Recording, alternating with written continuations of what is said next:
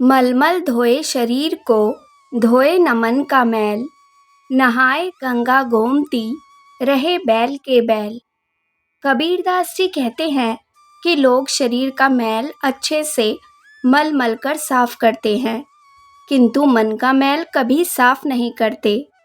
वे गंगा और गोमती जैसी नदी में नहाकर खुद को पवित्र मानते हैं, परंतु वे मूर्ख के मूर्ख ही रहते हैं।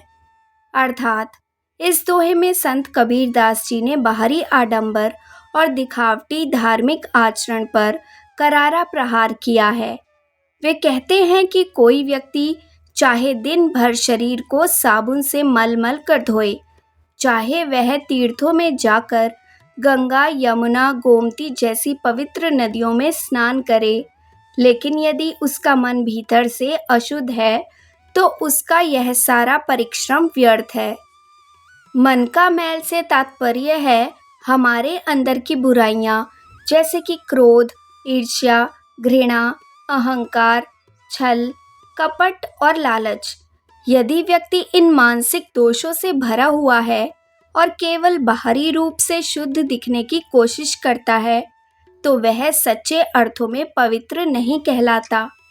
कबीरदास जी यह स्पष्ट करते हैं कि केवल धार्मिक रीति रिवाजों और पवित्र जल में स्नान करने से कोई श्रेष्ठ नहीं बनता। जब तक मन को स्वच्छ नहीं किया जाता, तब तक इंसान का असली रूप नहीं बदलता। दोहे की दूसरी पंक्ति रहे बैल के बैल में कबीरदास जी एक बेहद सटीक उदाहरण देते हैं। जैसे बैल को चाहे जितना भी स्नान करा दो, उसे सजाओ संवारो, वह बैल ही रहेगा, उसकी आदतें नहीं बदलेंगी। उसी प्रकार यदि मनुष्य का आचरण और सोच नहीं बदलती, तो वह केवल बाहर से सजता संवरता है, भीतर से नहीं। यह दोहा एक गहरा आत्म मंथन करने की प्रेरणा देता है। कबीरदास जी यह सिखाते हैं कि सच्चा धर्म आत्मशुद्धि में है। जब तक मन को निर्मल नहीं किया जाएगा, तब तक भक्ति अधूरी है।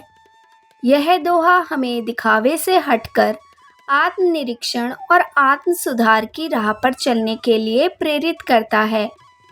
केवल क्रियाओं से नहीं, बल्कि विचारों और भावनाओं की पवित्रता से ही मनुष्य सच्चे अर्थों में धार्मिक और पावन बन सकता है।